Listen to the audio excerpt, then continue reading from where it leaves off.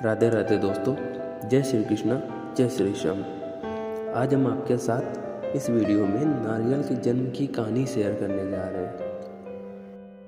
प्राचीन काल में एक सत्यव्रत नाम के एक राजा राज करते थे। वह प्रतिदिन पूजा पाठ किया करते थे।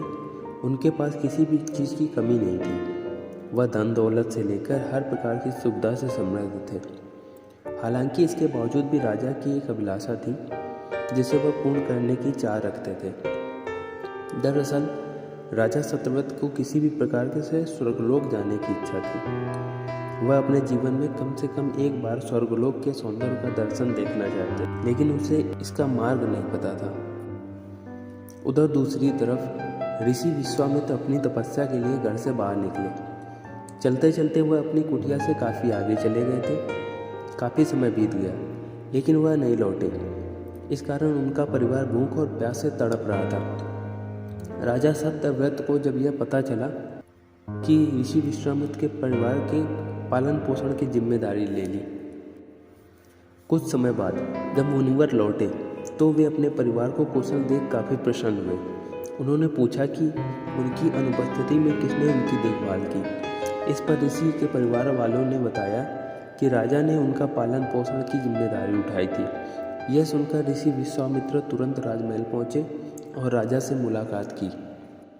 वहाँ पहुंचकर उन्होंने सबसे पहले महाराज को धन्यवाद कहा। इस पर राजा ने ऋषि अपनी इच्छा पूर्ण करने का आशीर्वाद मांगा। राजा की बात सुनकर ऋषि विश्वामित्र ने कहा, बोलिए महाराज, आपको क्या वरदान चाहिए। तब महाराज ने कहा, हे मुनि, मुझे एक बार स्वर्गलोक के दर्शन करने हैं। कृपया करके मुझे वहाँ जाने का वरदान दें। राजा की प्रार्थना सुनकर ऋषि विश्वामित्र ने एक ऐसा रास्ता बनाया जो स्वर्गलोक की ओर जाता था। यह देख राजा सत्यव्रत बहुत खुश हुए। वह तुरंत उस रास्ते पर चल पड़े और स्वर्गलोक पहुंच गए। यहाँ पहुंचते ही इंद्रदेव ने उन्हें नीचे धक्का दे दिया, जिसके कारण वो सीधे धरती पर जा गिरे। राजा सारी घटना ऋषि विश्वामित्र को बताई। राजा की बात सुनकर ऋषि विश्वामित्र गुस्से में आग बबूला हो उठे। उन्होंने तुरंत सभी देवताओं को इस बारे में बात की और इस समस्या का हल निकाला, जिसके बाद राजा के लिए एक नया स्वर्गलोक बनाया गया। नए स्वर्गलोक को पृथ्वी और देवताओं के स्वर्गलोक के बीचों बीच स्थापित किया गया ताकि किसी को परेशानी ना हो। नए स्वर्गलोक से राजा सत्यव्रत को बहुत खुश हुए, लेकिन विश्वामित्र को एक चिंता लगातार सता रही थी। उन्हें डर था कि नया स्वर्गलोक कहीं जोरदार हवा के कारण गिर ना पड़े। अगर ऐसा होगा तो राजा सत्यव्रत दोबारा से धरती पर जा गिरेंगे।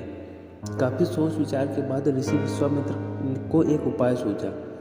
उन्होंने नए स्वर्गलोक के नीचे एक बहुत लंबा खंभा लगा दिया ताकि उसे सहारा मिल सके। ऐसी मान्यता है कि नए स्वर्गलोक के नीचे लगाया गया खंभा एक विशाल पेड़ के तने के रूप में बदल गया।